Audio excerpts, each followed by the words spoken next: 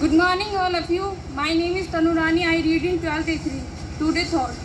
अगर सफ़र में ठोकरें नहीं खाई तो मंजिल की अहमियत कैसे जानेंगे। अगर सफ़र में ठोकरें नहीं खाई तो मंजिल की अहमियत कैसे जानेंगे, और अगर गलत व्यक्ति से नहीं टकराए तो सही व्यक्ति को कैसे जानेंगे। Thank you. वेरी गुड, बहुत सुंदर। Good morning all of you. Myself Alisa, class 12th A1। Today thought. बदल जाओ वक्त के साथ या फिर वक्त बदलना सीखो, मजबूरियों को मत कोसो, हर हालात में चलना सीखो। Thank you. वेरी गुड, बहुत सुंदर। Good morning all of you. My name is Muskan Tomar. I study class 12th F1. मुश्किलें तो दुनिया में कुछ भी नहीं, फिर भी लोग हौसला तोड़ देते हैं। मुश्किलें तो दुनिया में कुछ भी नहीं, फिर भी लोग हौसला तोड़ देते हैं। अगर किसी चीज़ को पूरे दिल से चाहो तो सितारे भी अपनी जगह छोड़ देते हैं। Very good. हिम्मत है मर्दा, मदद है खुदा। जिसमें हिम्मत है खुदा उसी की मदद करता है। All teachers and my dear friends, good morning. My name is Mehak from class 9th G student. Today's thought. ए शिक्षित को शिक्षा दो, ए ज्ञानी को ज्ञान। ए शिक्षित को शिक्षा दो, ए ज्ञानी को ज्ञान। शिक्षा से ही बनेगा मेरा भारत देश महान। जय हिंद, जय भारत। बहुत सुंदर। Good morning all of you. My name is Dinesh. I read in class 9th C। आज का सुविचार। डिग्रियां तो केवल आपके पढ़ाई की खर्च की रसीदें हैं, ज्ञान वही है जो आपके किरदार में झलकता है। Thank you. वेरी गुड, बहुत सुंदर। Good morning all of you. My name is Love Kumar. I read in first year D1. आज का सुविचार। जो पढ़ाई तुम्हें आज दर्द लग रही है वह कल तुम्हारी सबसे बड़ी कामयाबी होगी। धन्यवाद। बहुत सुंदर। Good morning everyone. My name is Aditya. My class first year B1। आज का सुविचार। Doctor B.R. अम्बेडकर जी कहते थे, शिक्षा वो शेरनी है जो इसका दूध पिएगा सिर्फ वही दौड़ेगा। Thank you. वेरी गुड, बहुत सुंदर।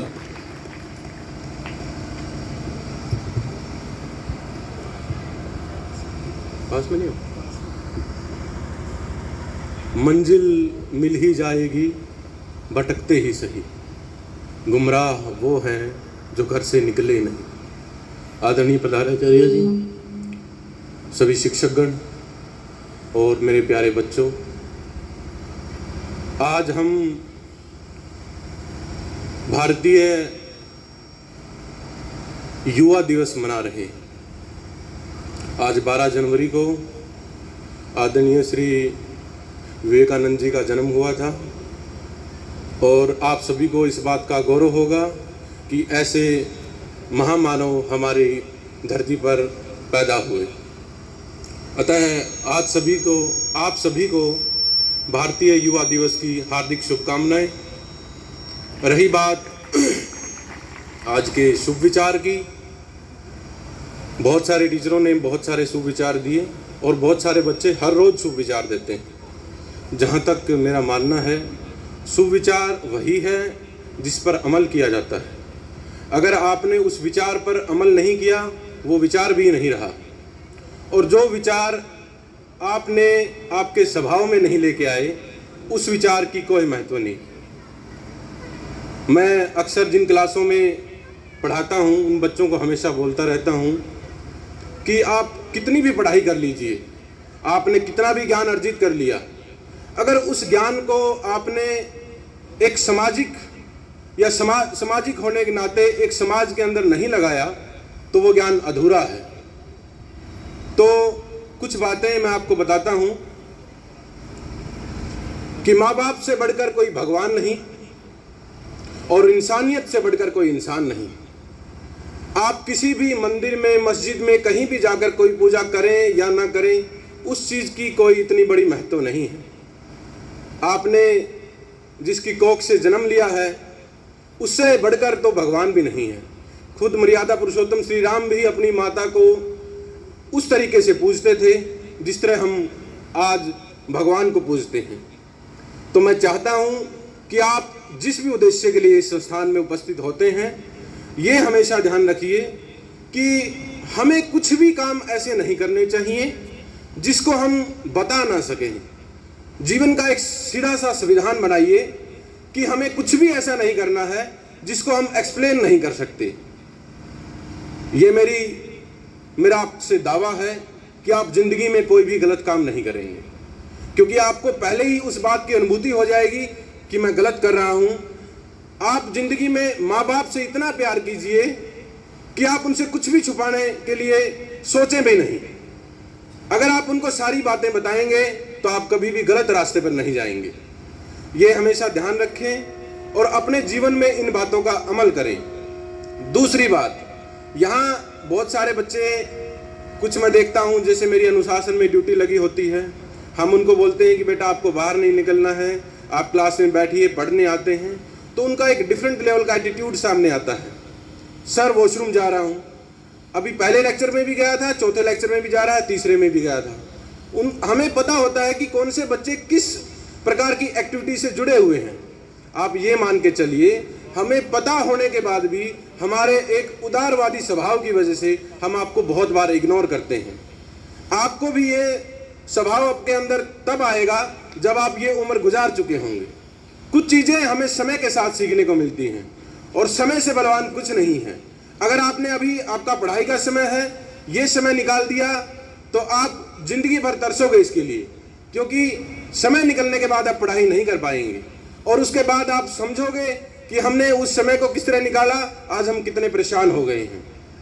तो अतः मैं चाहता हूं कि आप जो पढ़ाई कर रहे हैं उसको अपने स्वभाव के अंदर लेके आइए। ज्ञान वो अधूरा है जिसको आप अमल नहीं पा रहे हैं, जिसको आप अपने स्वभाव के अंदर नहीं ला पा रहे हैं। धन्यवाद, थैंक यू। बहुत सुंदर बातें श्री संदीप जी ने आपको बताई। आज 12 जनवरी स्वामी विवेकानंद जी की जयंती पर हम आप सभी को बधाई देते हैं, उन्हें हृदयांगम करते हैं। ये मात्र 39 वर्ष की आयु में इनका जीवन काल पूरा हो गया और भारत भूमि पर चारों वेदों का प्रख्यात विद्वान यदि कोई पैदा हुआ है तो स्वामी विवेकानंद पैदा हुए हैं। इन्होंने अपनी शिक्षा में कहा है कि आप कितने शिक्षित हो जाइए, यदि उस शिक्षा के अनुसार आपने अपने आचरण और व्यवहार में परिवर्तन नहीं किया, उसको धरातल पर नहीं उतारा, तो आपकी शिक्षा बेकार है। शिक्षा के द्वारा मनुष्य में मनुष्यता आती है, इंसानियत आती है, अहंकार समाप्त होकर संस्कार का प्रस्फुटन होता है। यदि ये चीज़ें आपके अंदर नहीं है, शिक्षित होने के बावजूद आपके अंदर इंसानियत नहीं आई, आपने चरित्र का निर्माण नहीं किया, आप कितने शिक्षित हो जाएं, कितना ही तरक्की कर लें, कितने बांध बना लें, सुपरसोनिक विमान उड़ा दें, कुछ भी विज्ञान के क्षेत्र में खोज कर लें, इसका आनंद दूसरा व्यक्ति उठाएगा। आपको अपने ज्ञान को अपने आचरण में उतारना होगा, व्यवहार में उतारना होगा और मानवता को जगाना होगा, इंसान से प्रेम करना होगा। उन्होंने लिखा है कि यह देश कायरों के लिए नहीं है, लिखा है उन्होंने, ये देश कायरों के लिए नहीं है, ये देश उन लोगों के लिए है जो सिंह की तरह गर्जना करते हैं। उत्तिष्ठत जागृत प्राप्त वरान्नि बोधतः, उठिए जागिए, ज्ञान को प्राप्त कीजिए और अपने अच्छाई के मार्ग पर तब तक चलते रहिए जब तक आपको लक्ष्य की प्राप्ति न हो जाए। ये स्वामी विवेकानंद जी ने कहा है। तो पुनः हम इन्हें हृदयांगम करते हुए कोटि कोटि नमन करते हैं और पुनः इन्हें श्रद्धांजलि अर्पित करते हैं। अब मैं आदरणीय प्रधानाचार्य जी से निवेदन करूंगा कि वो आएंगे और अपनी बात रखेंगे। आदरणीय प्रधानाचार्य।